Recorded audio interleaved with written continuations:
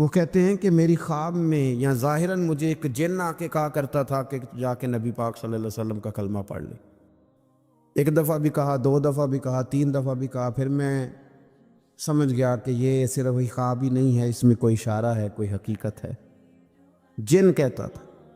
تو آپ فرماتے ہیں میں جب کلمہ پڑھنے کے ارادے سے نبی پاک صلی اللہ علیہ وسلم کی بارگاہ میں حاضر ہوا تو رسول پاک صلی اللہ تعالیٰ علیہ وسلم نے فرمایا تجھے بھی مبارک ہو اور تجھے بھیجنے والے کو بھی مبارک ہو، تجھے بھی اللہ جزا دے اور تجھے بھیجنے والے کو بھی اللہ تعالیٰ جزا عطا فرمائے۔ اس سورہ مبارکہ کے بعد پھر سورہ محمد صلی اللہ تعالیٰ علیہ وسلم، سورہ محمد شروع ہوتی ہے۔ اس سورہ مبارکہ میں ترغیب جہاد، مجاہدین کو بشارتوں، منافقین کی صفات اور سازشوں اور مسلمانوں کو منافقین سے خبردار کرنے کا بیان ہے۔ غزوہ بدر سے پہلے اسلام کے تفصیلی جنگی قانون نازل نہیں ہوئے تھے۔ اس سورہ مبارکہ کی آیت نمبر 4 میں فرمایا کہ جب جنگ ختم ہو جائے اور مسلمانوں کو غلبہ حاصل ہو جائے تو جنگی قیدیوں کے ساتھ 3 طرح کا سلوک کیا جا سکتا ہے۔ مسلمانوں کے پاس جو جنگی قیدی ہوں گے ان کے ساتھ 3 قسم کا سلوک کیا جا سکتا ہے۔ سورہ محمد کی آیت نمبر 4 میں اس کو بیان فرما دیا۔ ایک تو یہ کہ انہیں قید کیا جائے گا تاکہ وہ مسلمانوں کو دوبارہ شر نہ پہنچا سکیں، یہ پہلا حال ہے۔ اور دوسرا حال یہاں یہ بیان کیا گیا کہ ان کی اصلاح اور قبول اصلاح کی امید ہو کہ اگر یہ ٹھیک ہو جائیں گے، اسلام کی طرف آ جائیں گے، شر چھوڑ دیں گے تو ان پر احسان کر کے انہیں آزاد کیا جائے۔ اور تیسرا حال یہ کہ یہاں پھر ان سے فدیہ لیا جائے اور انہیں آزاد کر دیا جائے۔ پھر اسی سورہ مبارکہ کے اندر اللہ تبارک و تعالیٰ نے ایک اسلوب بیان کیا، ایک بہت بڑے راز سے پردہ اٹھایا اور ایک بڑی اہم بات ان لوگوں کے لیے بیان کی جو دین کا کام کرنے والے ہیں، جو پیغام دین پھیلانے والے ہیں، جو دین کی کوئی سی بھی ڈیوٹی کرنے والے ہیں۔ اگر وہ مخلص ہو کر للہیت کے ساتھ دین کا کام کرتے ہیں تو اللہ تبارک و تعالیٰ نے ایک اسلوب بیان فرما دیا۔ ارشاد فرمایا یا ایھا الذین آمنوا ان تنصروا اللہ ینصرکم ویثبت اقدامکم۔ فرمایا ایمان والو اگر اللہ کے دین کی تم مدد کرو گے تو پھر اللہ تمہاری مدد کرے گا اور اللہ تمہارے پیروں کو جما دے گا، تمہیں اللہ ثبات عطا فرمائے گا، تمہیں اللہ استقامت عطا کرے گا۔ اگر تم خلوص کے ساتھ، للہیت کے ساتھ دین کا کام کرو تو اللہ تمہاری مدد کرے گا، تمہارے قدموں کو جمائے گا۔ لیکن اگر اس کے اندر تمہارے ذاتی مفادات ہیں، اگر اس کے اندر تم نے نام دین کا لیا ہے اور تم اس سے کما دنیا رہے ہو، رسول کائنات صلی اللہ تعالیٰ علیہ وسلم نے فرمایا جس شخص نے دین کا علم اس لیے حاصل کیا کہ وہ علماء سے بحث کرے گا یا جاہلوں پہ روب جمائے گا، اسے تو اللہ جنت کی خوشبو بھی عطا نہیں کرے گا۔ تو اگر تم اللہ کے دین کی مدد کرو، غلبہ دین کے لیے اپنا کردار ادا کرو، نفاذ دین کے لیے جد و جہد کرو گے تو اللہ تمہاری مدد کرے گا، اللہ تمہارے حال پہ رحم فرمائے گا، اللہ تمہارے لیے آسانیاں کر دے گا۔ تو یہ ایک ایسا بڑا اصول ہے جو ہر دین کا کام کرنے والے کو یاد رکھنا چاہیے کہ وہ یہ نہ کہے کہ پھر مجھے وسائل نہیں ملیں گے، پھر وہ یہ نہ کہے کہ میں آگے کیسے بڑھوں گا، پھر یہ کبھی نہ سوچے کہ میرے لیے اسباب کون پیدا کرے گا۔ وہ پہلے اپنے دل سے پوچھے کہ وہ دین کے کام میں مخلص ہے۔ ٹھیک ہے مشکلات آئیں گی اور وہ مشکلات کا آنا بھی اس کے لیے باعث راحت بنے گا، وہ مخالف ہوا کا آنا بھی اسے اونچا اڑا لے گا، لیکن وہ دین مصطفیٰ کریم علیہ السلام کی مدد کرے۔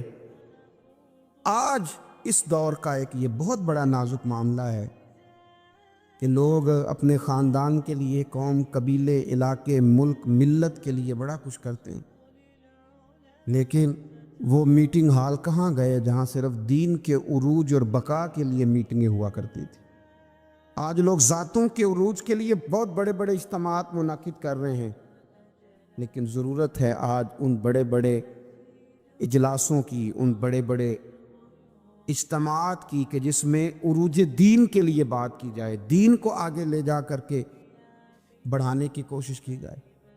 اول تو لوگ دین کا کام کر نہیں رہے اللہ ماشاءاللہ، اور جو کر رہے ہیں ان کو بھی اس قدر زیادہ تنقید کا نشانہ بنایا جاتا ہے اور اس قدر زیادہ آزمائشوں سے گزارا جاتا ہے کہ مشکلات دن بدن بڑھتی چلی جاتی ہیں۔ کوشش کریں دین کے لیے اپنا کردار ادا کریں، اور اگر آپ اور کچھ نہیں کر سکتے تو کم از کم جو لوگ دین کا کام کر رہے ہیں ان کے لیے خیر کا جملہ بولیں، ان کی اخلاقی آپ مدد کریں، آگے بڑھیں۔ اللہ ہمیں سمجھنے کی توفیق عطا فرمائے۔ اسی سورہ محمد کی آیت نمبر 29 میں فرمایا کہ جن لوگوں کے دلوں میں نفاق کی بیماری ہے، انہوں نے گمان کم رکھا ہے کہ اللہ تعالیٰ ان کے دلوں کے فتنے کو ظاہر نہیں کرے گا۔ کیا وہ یہ سوچتے ہیں کہ ہمارے دلوں میں اگر نفاق کی بیماری ہے تو ہماری اس بیماری کو ظاہر نہیں کیا جائے گا؟ حضرت انس بن مالک رضی اللہ تعالیٰ عنہ فرمایا کرتے تھے کہ سورہ محمد کی اس آیت کے نازل ہونے کے بعد پھر کوئی بھی منافق چھپا نہیں رہا، جتنے منافقین تھے سارے ظاہر ہو گئے، ظاہر کر دیے گئے۔ اللہ تبارک و تعالیٰ نے پھر ان کے پردے کھول دیے۔ اس سے آگے پھر سورہ فتح شروع ہوتی ہے۔ اس صورت میں فتح مکہ کی بشارت بھی ہے، بیت رضوان بھی ہے، نبی پاک علیہ السلام کی تعظیم و توقیر کرنے اور منافقوں کے دلوں کے احوال کا بیان بھی ہے۔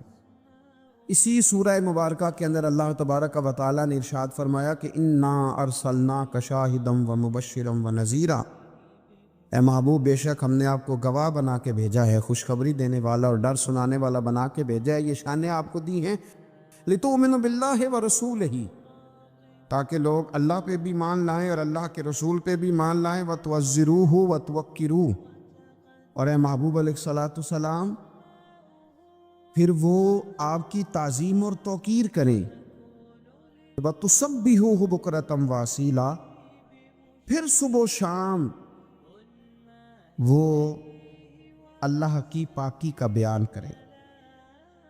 ہم نے آپ کو شانیں دی ہیں تاکہ لوگ ایمان لائیں اللہ رسول پر، وَتُوَزِّرُوهُ وَتُوَقِّرُوهُ، اور آپ کی تعظیم اور توقیر کریں تاکہ وہ ان کی یعنی نبی پاک صلی اللہ تعالی علیہ وسلم کی تعظیم اور توقیر کریں۔ یاد رکھیں دین کا کام کیا جائے،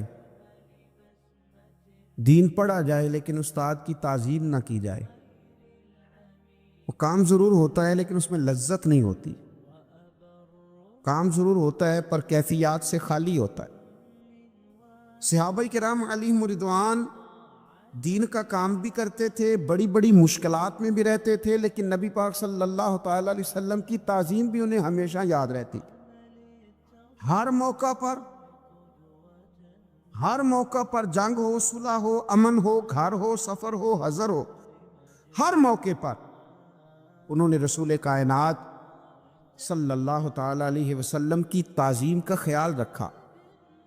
ادب مصطفیٰ صلی اللہ علیہ وسلم ایک منٹ کے لیے نہیں بھلایا۔ جب ایمرجنسی کے حالات ہوتے ہیں نا، اس وقت کئی دفعہ مشکل ہوتی ہے، انسان کے لیے تعظیم کرنا مشکل ہو جاتا ہے ایمرجنسی کے حالات میں۔ یہاں اگر میرے کپڑے کو آگ لگ جائے تو آپ حضرت صاحب، علامہ صاحب، پیر صاحب، قبلہ نہیں کہیں گے، آپ کہیں گے محترم آگ لگ گئی ہے۔ اس موقع پر آداب کرنا ایمرجنسی میں یہ انسان کو یاد ہی نہیں رہتا، لیکن غار ثور میں جناب ابو بکر صدیق رضی اللہ تعالیٰ عنہ کے پیر کو جب سانپ نے ڈسا تو اگر آپ سیرت کی کتابیں اٹھا کے دیکھیں، نبی پاک علیہ السلام نے پوچھا کیا ہوا؟ چاہیے تو یہ تھا کہ سانپ سانپ سانپ سانپ پکارتے، لیکن اس موقع پر بھی وہ تعظیم نہیں بولے، حضور کی توقیر نہیں بھولے، عرض کرنے لگے فدا کا ابی و امی یا رسول اللہ، یا رسول اللہ میری ماں آپ پہ قربان ہو، میرا باپ آپ پہ قربان، یا رسول اللہ میرے پیر کو سانپ نے ڈس لیا۔ اور یہ بات کافروں کے دلوں میں رعب پیدا کرتی تھی، یہ چیز رعب پیدا کرتی تھی کفر کے دلوں میں کہ مسلمان اپنے نبی پاک علیہ السلام کی تعظیم کرتے۔ آج تو باقاعدہ اس پر کام ہو رہا ہے، محنت کی جا رہی ہے، جد و جہد کی جا رہی ہے، کہ آپ دین کا کام کریں گے، آپ میرا ادب کرتے جا رہے ہیں، آپ میرا حضور کے نام کو چومتے جا رہے ہیں، آپ کام کریں۔ بھائی وہ کون سا دین کا کام ہے جو دین کا کام تو ہو اور اس میں حضور کی تعظیم نہ ہو؟ تعظیم مصطفیٰ ہوگی تو دین کا کام ہوگا، اس لیے کہ جب تک نبی پاک سے پیار نہیں ہوگا حضور کے مشن سے پیار کیسے ہوگا؟ جب تعظیم رسالت ہی نہیں ہوگی تو پھر بات آگے کرنے کا انسان کے پاس شوق ذوق اور جذبہ کیسے آئے گا؟ وہ عروہ بن مسعود ثقفی، بڑی معروف روایت ہے، بخاری میں موجود ہے، اور اسی موقع پر آگے وہ آیات حدیبیہ کے حوالے سے آ رہی ہیں، وہ یہاں آیا تھا اور اس نے جب نبی پاک صلی اللہ تعالی علیہ وسلم کے صحابہ کو حضور کی تعظیم و توقیر کرتے دیکھا، وضو کا بچا ہوا پانی چہروں پہ ملتے ہوئے دیکھا، کلی کا پانی اپنے چہروں پہ ملتے ہوئے دیکھا، تو اس نے پلٹ کے جا کے کفار سے کہا تھا، یار میں نے بڑے بڑے دربار دیکھے ہیں اور بڑے بڑے ادب دیکھے ہیں، میں نے وہ لوگ بھی دیکھے ہیں جو سجدے کراتے ہیں اپنے آپ کو معاذ اللہ، پر جو رنگ آج دیکھ کے آیا ہوں یہ کبھی نہیں دیکھا۔ یہاں توحید بھی عروج پہ ہے، لا الہ الا اللہ کی صدا بھی عروج پہ ہے، لیکن مصطفیٰ کا ادب بھی عروج پہ ہے۔ کیا کوئی سوچ سکتا ہے کہ کوئی صحابی ایسا ہوگا جس کے دل میں ذرا بھی شرک کا شائبہ ہوگا؟ ان کی توحید انہیں مجبور کرتی تھی کہ جس شانوں والے رب نے یہ شانوں والا رسول بھیجا، اس رسول کی تعظیم و توقیر کرنی چاہیے، اور وہ کرتے تھے۔ اے پائے نظر ہوش میں آ، یہ کوہ نبی ہے، آنکھوں سے بھی چلنا یہاں بے ادبی ہے۔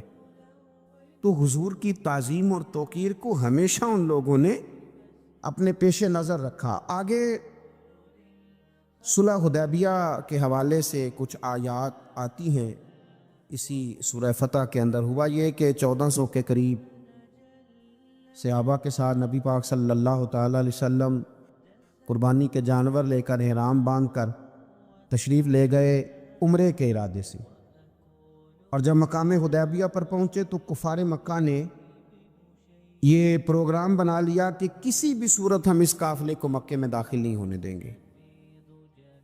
رسول کریم صلی اللہ تعالی علیہ وسلم نے اپنے 1400 صحابہ میں سے بطور سفیر کے جن کو نامزد کیا وہ حضرت عثمان غنی رضی اللہ تعالی۔ فرمایا عثمان غنی معاملہ فہم ہیں، باشعور ہیں، چیزوں کو سمجھتے ہیں۔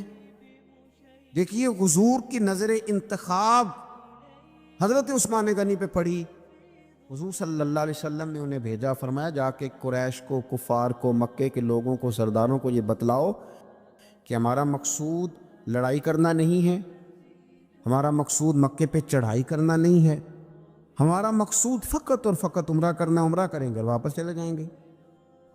حضرت عثمان غنی رضی اللہ تعالیٰ عنہ کو جب نبی پاک صلی اللہ علیہ وسلم نے وہاں بھیجا تو ایک خبر پھیل گئی کہ قریش مکہ نے تو جناب عثمان غنی رضی اللہ تعالیٰ عنہ کو شہید کر دیا ہے۔ اب صحابہ کے جذبات کے اندر جوش پیدا ہوا، ہر طرف سے ایک ہی صدا آتی تھی کہ ہم عثمان غنی کا بدلہ لیے بغیر یہاں سے نہیں جائیں گے۔ میرے محبوب پاک علیہ السلام کو اللہ نے غیب کی کنجیاں عطا فرمائی ہیں۔ رسول پاک علیہ السلام جانتے تھے نور نبوت سے کہ حضرت سیدنا عثمان غنی تو موجود ہے، پر جو ایک زبردست جرنیل ہوتا ہے نا، وہ قوم کے جذبات کا صحیح استعمال کرتا ہے۔ اسے پتہ ہوتا ہے کہ اس وقت جذبات کیا ہیں، تو اسے ان جذبات کا صحیح استعمال کرنا، ان کو مثبت راہ پہ چلانا اسے آتا ہوتا ہے۔ میرے رسول کریم صلی اللہ تعالی علیہ وسلم نے ایک درخت کے نیچے سے صحابہ سے بیعت لی، اس کو بیعت رضوان کہتے، کہ ہم ہر حال میں حضرت عثمان غنی رضی اللہ تعالیٰ عنہ کا بدلہ لیں گے، دین پہ قائم رہیں گے۔ اس بیعت کا ذکر قرآن مجید نے کہا، اور انداز دیکھیے کیا نرالا ہے، کیا انوکھا ہے، اور کیا وارفتگی ہے، اور کیا رشتہ ہے اللہ رسول کا آپس میں۔ اسی سورہ فتح کی آیت نمبر 10 میں فرمائے ان الذین یبایعونک انما یبایعون اللہ، اے محبوب پاک علیہ السلام بے شک جو لوگ آپ کی بیعت کرتے ہیں وہ در حقیقت اللہ ہی کی بیعت کرتے ہیں۔ یہ در حقیقت اللہ ہی کی بیعت کرتے ہیں۔ کیوں؟ ید اللہ فوق ایدیہم، اللہ کا ہاتھ ان کے ہاتھوں پر ہے۔ ہاتھ تو رسول پاک کا تھا، لیکن فرمایا جب محبوب میرے ہیں، جب محبوب میرے ہیں تو پھر وہ ہاتھ یوں سمجھ لو کہ رب کریم کا ہی تھا، یوں سمجھ لو کہ رب کریم کا ہی تھا۔ خدا کی رضا چاہتے ہیں دو عالم، خدا چاہتا ہے رضائے محمد صلی اللہ علیہ وسلم۔ تو ان آیات مبارکہ میں اس واقعے کا تذکرہ ہے، اور جو چیز یہاں بڑی قابل توجہ ہے اس ساری بات کے اندر وہ سمجھنے والی ہے کہ اللہ تبارک و تعالیٰ نے یہاں آیت نمبر 18 میں فرمایا کہ لَقَدْ رَضِيَ اللَّهُ عَنِ الْمُؤْمِنِينَ اِذْ يُبَايِعُونَكَ تَحْتَ الشَّجَرَةِ، فرمایا بے شک اللہ ان مومنوں سے راضی ہو گیا جو درخت کے نیچے آپ کی بیعت کر رہے تھے۔ اللہ ان مومنوں سے راضی ہو گیا، اللہ ان سے فَعَلِمَ مَا فِي قُلُوبِهِمْ، اور اللہ نے جان لیا ہے جو ان کے دلوں میں ہے۔ اللہ تو کہہ رہا ہے کہ میں اپنے محبوب کے صحابہ سے راضی ہو گیا ہوں۔ وہ جو ان کے جذبے تھے اور جس رنگ میں محبوب وہ بیعت کر رہے تھے اور جس طرح وہ آپ سے عہد و پیمان باندھ رہے تھے، چونکہ رب ان کے دلوں کی کیفیت سے آگاہ ہے تو یہاں کمال ہو گیا، فرمایا رب راضی ہو گیا۔ ان کے دلوں کے جذبات نے ہی اللہ تبارک و تعالیٰ کو راضی کر دیا ہے۔ تو اس سورہ فتح کے اندر اللہ تبارک و تعالیٰ نے اس خوبصورت عنوان کا تذکرہ فرمایا۔ پھر اس سے آگے جب ہم ذرا بڑھتے ہیں تو سورہ حجرات شروع ہوتی ہے۔ میں اکثر دوستوں کو مشورہ دیتا ہوں کہ سورہ حجرات کو ہمیشہ توجہ کے ساتھ پڑھنا چاہیے۔ پورا قرآن پاک ہی ہماری توجہ اس پر ضرور ہونی چاہیے، ضرور ہونی چاہیے، لیکن بعض صورتیں ایسی ہیں کہ اگر کوئی آدمی سمجھے کہ میرے پاس کم وقت ہے تو مجھے کیا کرنا چاہیے، تو میں کہتا ہوں کہ سورہ حجرات ضرور ضرور ہماری نظر میں ہونی چاہیے۔ یہ ہمیں آداب سکھائے گی، یہ ہمیں اخلاق سکھائے گی، یہ ہمیں اخلاق اسلامی سکھائے گی، آداب رسالت سکھائے گی۔ سورہ حجرات کی پہلی آیت فرمایا یا ایھا الذین آمنوا لا تقدموا بین یدی اللہ ورسولہ، اللہ اور اس کے رسول سے آگے نہ بڑھو۔ بعض صحابہ کرام نے عید الاضحیٰ کے دن نبی پاک صلی اللہ علیہ وسلم سے پہلے قربانی کر لی تھی، تو فرمایا میرے نبی سے آگے نہ بڑھو، واتقوا اللہ، اللہ سے ڈرو۔ ان اللہ سمیع علیم، بے شک اللہ سننے والا بھی ہے اور جاننے والا بھی۔ غرباء کیوں یہ سمجھ بیٹھتے ہیں کہ جس کے پاس پیسے زیادہ ہیں شاید فضل بھی زیادہ اسی کے پاس ہے؟ کیوں اس احساس سے باہر نہیں آتے؟ اگر دولت بہت اعلیٰ ہوتی نا اور بڑی ہی قیمتی ہوتی تو سب سے زیادہ سیدہ فاطمہ زہرا کے گھر میں ہوتی، سب سے زیادہ تجوریاں سیدہ عائشہ صدیقہ کے پاس ہوتی، لیکن یہ زیادہ قیمتی نہیں تھی، اس لیے دروازہ رسول پہ بھی نہیں تھی۔ تو اسی طرح کا معاملہ کچھ لوگوں کا ہے۔ میں نے اپنی زندگی میں یہ دیکھا ہے کہ مذہبی ماحول سے وابستہ لوگ کئی دفعہ بڑے پریشان ہو جاتے ہیں کہ میں تو مولوی صاحب ہوں، اور محلے کا مولوی بنا کے جب کسی کو رکھا جاتا ہے تو بیچارہ ویسے بھی پریشان ہو جاتا ہے۔ اس کی ذمہ داری ہوتی ہے کہ تو نے وقت پہ جنازہ پڑھانا ہے، ٹائم پہ کل پہ آ جانا، 10ویں پہ وقت پہ پہنچنا، غیر حاضر نہ ہونا۔ کچھ جگہوں پہ یہ بھی رواج ہے کہ جناب آپ کو 7 دن اور 10 دن مسلسل بیٹھنا ہے اور پڑھائی کرنی ہے۔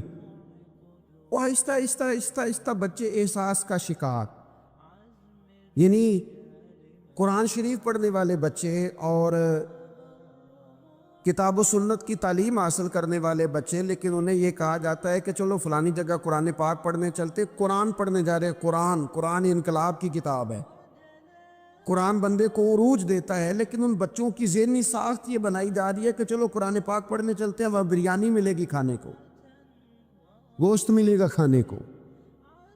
شکایت ہے مجھے یا رب خدا بندان مکتب سے، سبق شاہی ہے بچوں کو دے رہے ہیں خاک بازی کا۔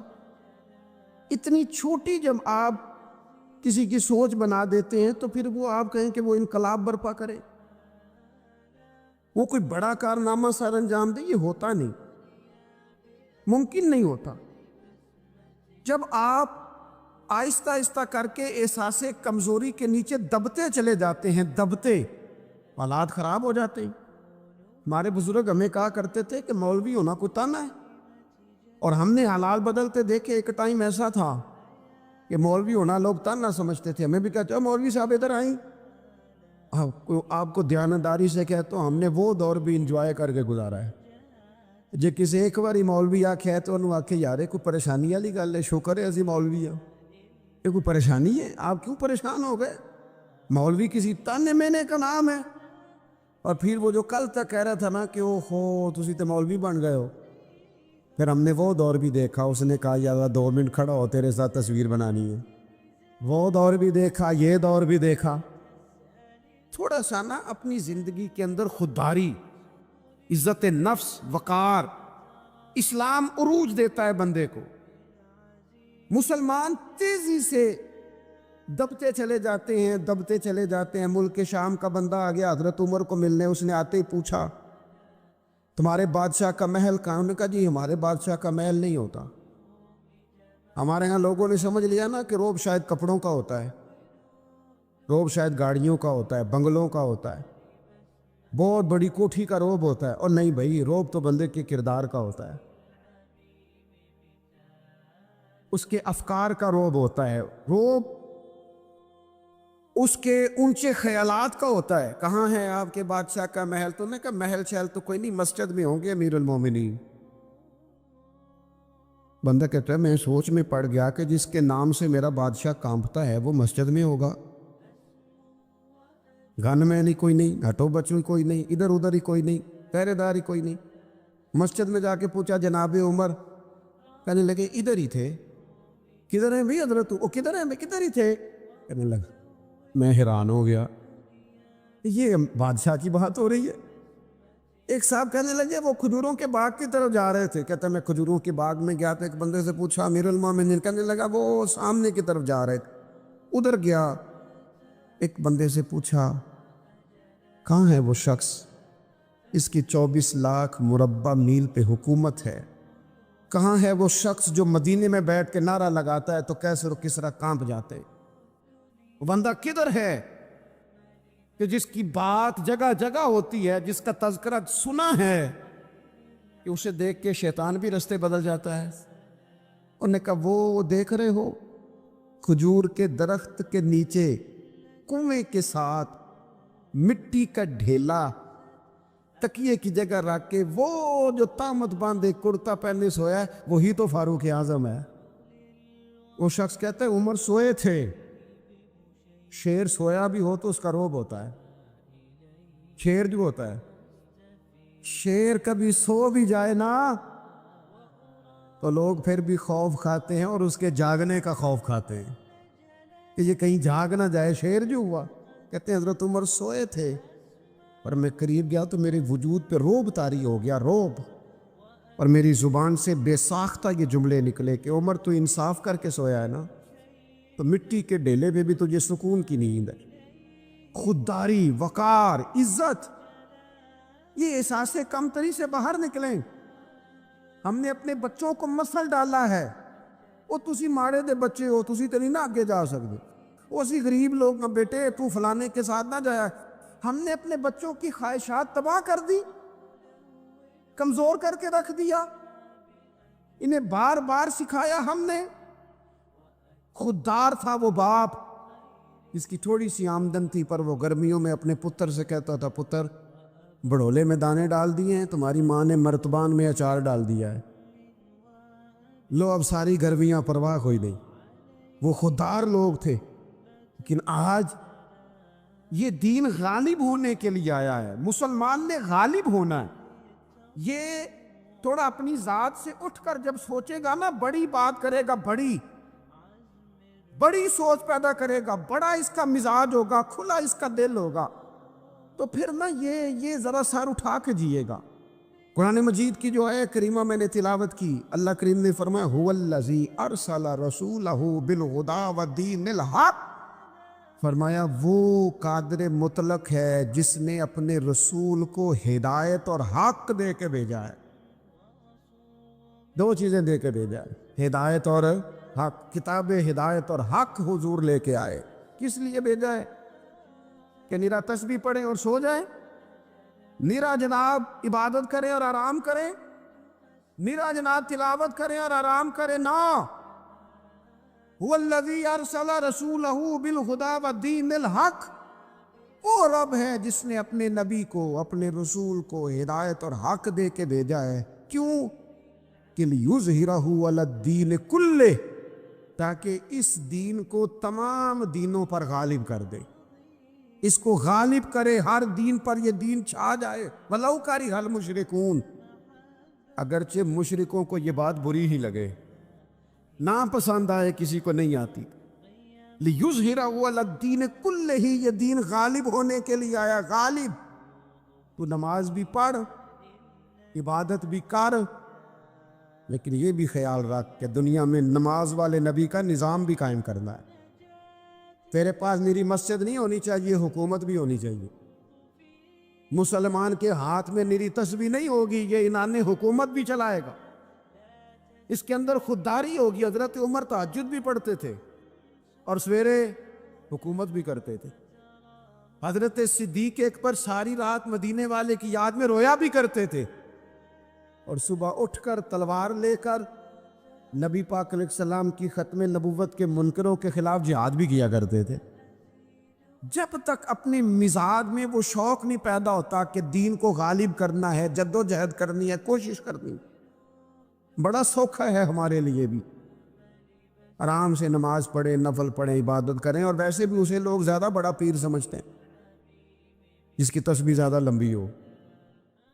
وہ زیادہ بڑا پیر ہوتا ہے جس کی پگڑی ذرا زیادہ بڑی ہو، جبہ تگڑا پہنے، اجرے کے اندر رہے، باہر نہ نکلے، اور اندر جائیں 2 منٹ کے لیے حضرت کی زیارت کریں، باہر آ جائیں، بس چھٹی۔ وہ زیادہ پیری مریدی ہو جاتی ہے، پیر تو بولتا ہی نہیں۔ وہی ہے تیرے زمانے کا امام برحق، اقبال کہنے لگے وہی ہے تیرے زمانے کا امام برحق، جو تجھے حاضر و موجود سے بیزار کرے اور موت کی شکل میں دکھلا کے تجھے جلوہ یار، زندگی تیرے لیے اور بھی دشوار کرے، تو جو تیرا جینا مشکل کر دے نا، وہ تیرے زمانے کا امام برحق ہے، تیرے لیے زندگی دشوار کر۔ یہ کیا بات ہوئی کہ ٹھیک ہے جناب آپ موج کریں جو دین غالب ہونے کے لیے آیا، دین کے مزاج میں غلبہ ہے، دین کی طبیعت میں غلبہ ہے، دیندار چھا کے وقت گزارا کرتے ہیں۔ اللہ تعالیٰ نے اس دین کے اندر وہ قرار دیا ہے، وہ وسعت دی ہے، وہ درد دیا ہے، وہ ذوق دیا ہے۔ اپنے اندر سے وہ بت توڑ ڈالے جو بت مایوسی پھیلاتے، ان جگہوں سے نکل آئے جہاں انسان کمزور پڑتا ہے۔ اٹھ باندھ کمر کیوں ڈرتا ہے، پھر دیکھ خدا کیا کرتا ہے۔ آگے کی طرف دیکھیں، آگے کی طرف دیکھیں۔ میرے نبی اکرم صلی اللہ تعالیٰ علیہ وسلم نے فرمایا، حالات جتنے بھی خراب آ جائیں، ماحول جتنا بھی بگڑ جائے، امت پر دشواری جتنی بھی آئے، حضور علیہ الصلوۃ والسلام نے فرمایا ہے یہ دین اسلام ہے، یہ مسلم کے لفظ ہیں۔ حضور فرماتے ہیں یہ دین ہمیشہ قائم رہے گا، اور فرمایا ایک جماعت ہوگی پوری میری امت کی جو دین اسلام کے دفاع میں کام کرتی رہے گی، جد و جہد کرتی رہے گی، کوشش کرتی رہے گی، ہمت کرتی رہے گی۔ میرے عزیز، حضور نے فرمایا ہمیشہ یہ دین قائم رہے گا، اور ایک جماعت ہمیشہ اس دین کے لیے کام کرتی رہے گی۔ اور میرے نبی پاک علیہ السلام نے فرمایا 100 سال کے بعد تو اللہ ضرور اس امت میں ایک ایسا شخص پیدا کرے گا، یہ ابن ماجہ میں حدیث موجود ہے، جو اس دین کی نئے سرے سے تجدید کر دے گا۔ وہ لوگ آتے رہے، جب حالات بڑے بگڑے تو حضرت عمر بن عبدالعزیز آ گئے، حالات کا رخ بدل کے رکھ دیا۔ پھر معاملات بڑے بگڑے تو امام شافعی جیسے لوگ آ گئے، غوث اعظم جیلانی جیسے لوگ آ گئے۔ حالات بڑے بگڑے تو شیخ عبدالحق محدث دہلوی جیسے لوگ آ گئے۔ ہندوستان میں جب ماحول بڑا کٹھن ہوا تو اعلیٰ حضرت فاضل بریلوی جیسے لوگ آ گئے۔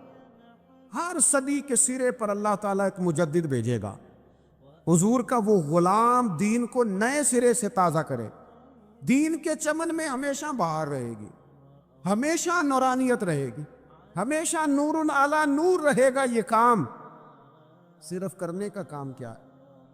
یہ دین تو پھلے گا پھولے گا. جو آگے بڑھ کے خدمت میں حصہ ڈال لے گا نا وہ اپنا نفع کرے گا. یہ قرآن پاک ہے. یا ایھا الذین آمنوا ان تنصروا اللہ ینصرکم ویثبت اقدامکم. اللہ فرماتے ہیں لوگو اگر تم اللہ کے دین کی مدد کرو گے نا تو اللہ تمہاری مدد کرے گا. وَيُثَبِّتْ أَقْدَامَكُمْ اور تمہارے قدم جما دے گا, تمہیں استقامت دے. تم آگے, اور دین کی مدد صرف پیسوں سے نہیں ہوتی. وہ شخص سمجھے کہ فقط مال سے مدد ہوتی ہے. جب آپ وقت پر آ کر مسجد میں جمعے کی نماز ادا کرتے ہیں تو یہ بھی آپ دین کی خدمت ہی کرتے ہیں. جب آپ دینی اجتماعات کی رونق بڑھاتے ہیں تو یہ بھی آپ دین کی خدمت ہی کرتے ہیں. جب آپ کسی دین کے طالب علم کا حوصلہ بڑھا دیتے ہیں نا, بیٹے بڑی بات ہے قرآن پڑھتے رہنا, یہ بھی آپ خدمت ہی کرتے. جب آپ دین کے بارے میں کسی جگہ بیٹھ کے اچھی بات کر دیتے ہیں, یار اللہ کا فضل ہے ہمارے دین میں یہ خیر اللہ نے رکھی, یہ بھی آپ دین کی مدد ہی کرتے.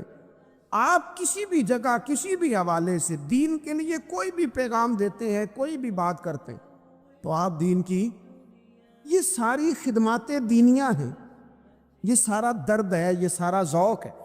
ہم اپنا اپنا حصہ جس طرح بھی ملا سکے دین کی حمایت میں, دین کی مدد میں.